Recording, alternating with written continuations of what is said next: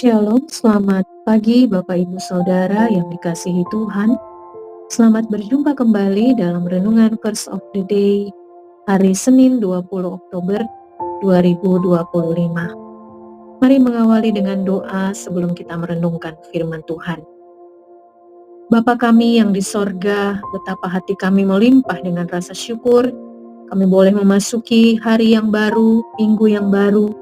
Semuanya adalah bukti kasih dan pemeliharaan Tuhan bagi kami. Kami mohon saat ini berkati kami dengan firman-Mu ya Bapa. Kiranya kami terus dituntun untuk hidup memuliakan Tuhan sebagai pendengar dan pelaku firman yang setia. Di dalam nama Tuhan Yesus kami berdoa. Amin.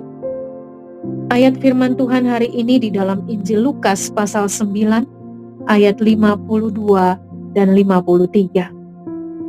Firman Tuhan berkata, mereka itu pergi lalu masuk ke suatu desa orang Samaria untuk mempersiapkan segala sesuatu baginya. Namun orang-orang Samaria itu tidak mau menerima dia karena keputusannya untuk pergi ke Yerusalem. Bapak Ibu Saudara yang Tuhan Yesus kasihi, apakah kita pernah merasa ditolak? Mungkin pendapat kita ditolak, saran kita tidak didengar.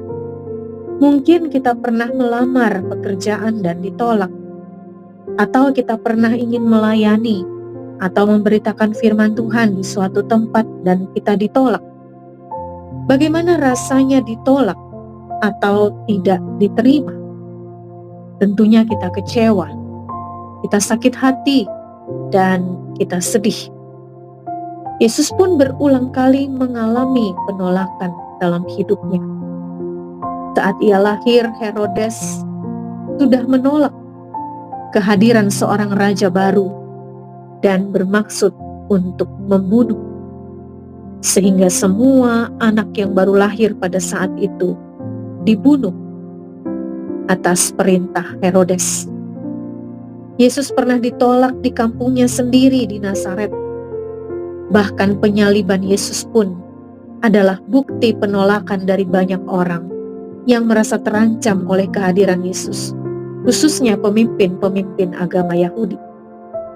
Dalam bacaan firman Tuhan hari ini pun dikisahkan tentang orang-orang Samaria yang menolak Yesus dan para muridnya yang hendak melewati desa mereka untuk berangkat menuju Yerusalem. Mereka menolak Yesus sebab Yesus dan para muridnya adalah orang-orang Yahudi yang adalah musuh orang Samaria.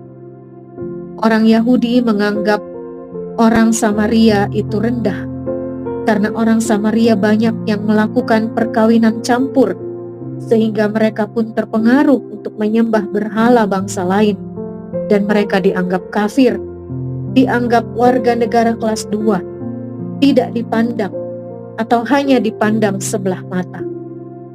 Karena ditolak oleh orang Samaria, para murid yaitu Yakobus dan Yohanes bereaksi dengan mengatakan, Tuhan, apakah Engkau mau supaya kami menyuruh api turun dari langit untuk membinasakan mereka?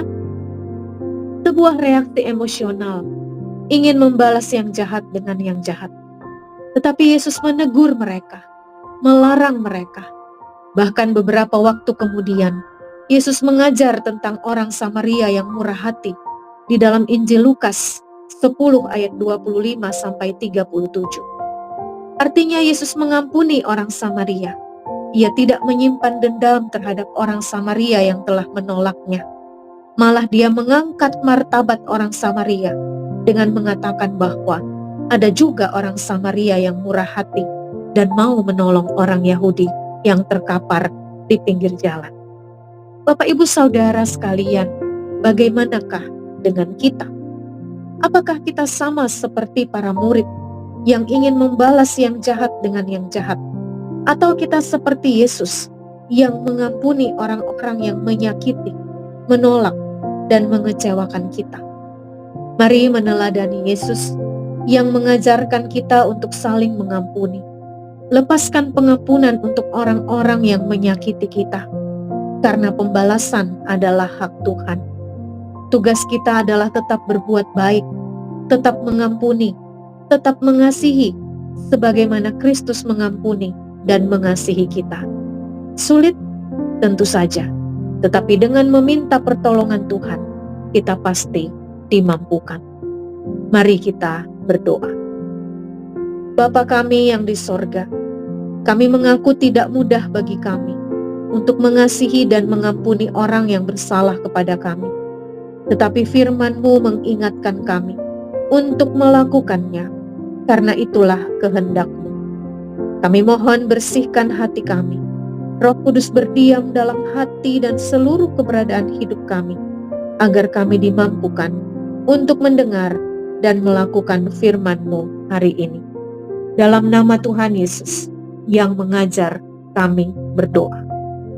Bapa kami yang di sorga, dikuduskanlah nama-Mu, datanglah kerajaan-Mu, jadilah kehendak-Mu di bumi seperti di sorga. Berikanlah kami pada hari ini makanan kami yang secukupnya, dan ampunilah kesalahan kami, seperti kami juga mengampuni orang yang bersalah kepada kami. Dan janganlah membawa kami ke dalam pencobaan, tetapi lepaskanlah kami daripada yang jahat, karena Engkaulah yang empunya kerajaan, dan kuasa dan kemuliaan, sampai selama-lamanya. Amin. Bapak Ibu Saudara, demikian renungan firman Tuhan pagi ini. Selamat bekerja, selamat melayani, selamat beraktivitas sepanjang hari ini. Tuhan Yesus menyertai dan memberkati kita semua.